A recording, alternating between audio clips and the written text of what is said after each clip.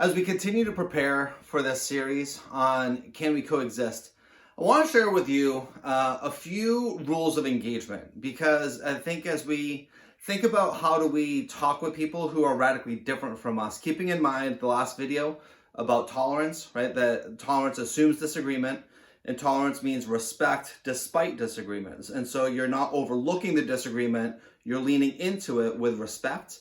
So how do we practice Christian tolerance in conversations with people from other religions, people who are atheists, or just people with radically different political views, or just who are just very, very different from you?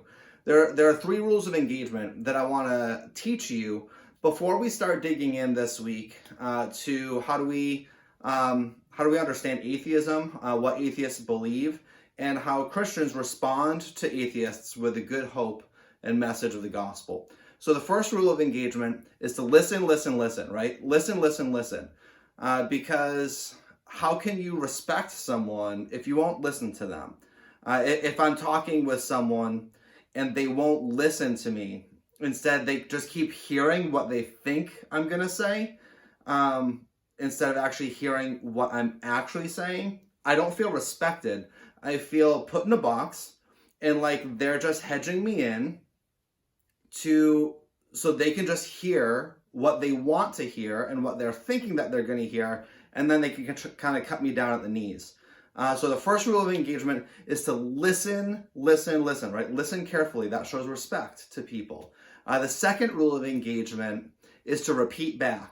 Right? So listen, and then repeat back. Because if you cannot repeat back to the person what they said they believe in a way that they would say, yes, that is what I said, that is accurate, that is what I believe. If you can't repeat back to them what they say they actually believe, then you did not listen. Okay? So first rule, listen. Second rule of engagement, repeat back to them to show and demonstrate to them that you understand what they believe and what they're saying. And then third is to keep the main thing. And when it has to do with evangelism and sharing the gospel with people, that's obviously the message of the gospel. That's who is Jesus and what did he do?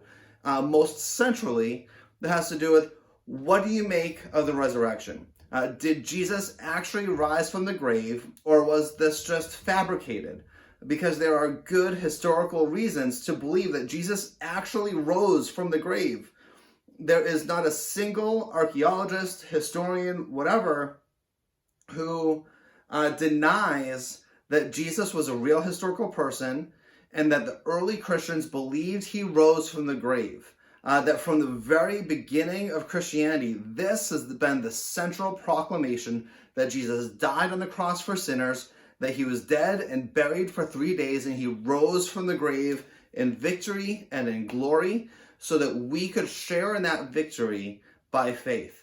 And so we want to keep the main thing. Instead of getting rabbit trailed on creation or on sexuality or on any host of other valid and important issues, we want to keep the main thing, especially when it has to do with evangelism, because that's the good news.